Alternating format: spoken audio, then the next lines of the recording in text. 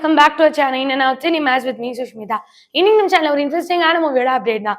அதை தாண்டி 2023ல ரொம்ப பெரிய ஒரு ஹிட் கொடுத்த மூவி தான் ஜெயிலர் மூவி. இந்த படத்தை தொடர்ந்து இந்த படத்தோட பார்ட் 2 வந்து இப்போ வரப்போகுது.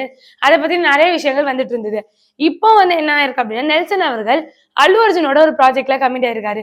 இந்த படத்தோட ஷூட்டிங் ஆரம்பிக்கும் போது இதே ப்ரொடக்ஷன் சன் பிக்சர்ஸ் தான் வந்து ப்ரொடியூஸ் பண்ணியிருந்தாங்க ஜெயிலரை.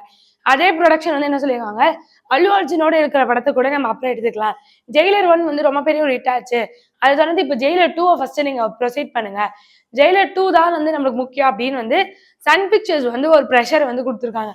அதை தொடர்ந்து ஜெயிலரை வந்து எடுக்கிறதுக்காக 60 crores வந்து சேலரியாகவும் நெல்சனுக்கு கொடுத்துருக்காங்க.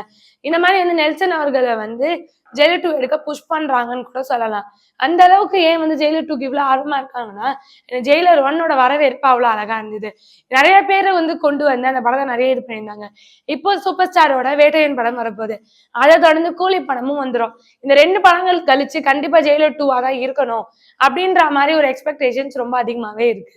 நெல்சன் அவர்களும் இந்த ஸ்கிரிப்ட்ல தான் இப்போ ரொம்ப ஆர்வமா ஒர்க் பண்ணிட்டு இருக்காரு. அதை தொடர்ந்து இப்போ ரொம்ப சீக்கிரமாவே இந்த படத்தோட ஷூட்டிங்கையுமே ஆரம்பிக்கணும்ன்ற மாதிரியான விஷயம் இருக்கு. இப்போ நெல்சன் அவர்கள் அல்லு அர்ஜுனை ஸ்டாப் பண்ணுவாரா, இல்லைன்னா திரும்ப கண்டினியூ பண்ணுவாரா அப்படின்ற மாதிரியான விஷயங்கள்லாம் ஓடிட்டு இருக்கு. இதை பத்தி நீங்க நினைக்கிறீங்கன்றத மறக்காம கீழே கமெண்ட் பண்ணுங்க. இந்த மாதிரி இன்ட்ரெஸ்டிங்கான சினிமா அப்டேட்ஸ் மறக்காம சினிமாஸை லைக் பண்ணுங்க, ஷேர் பண்ணுங்க, கமெண்ட் பண்ணுங்க, மறக்காம சப்ஸ்கிரைப் பண்ணிடுங்க.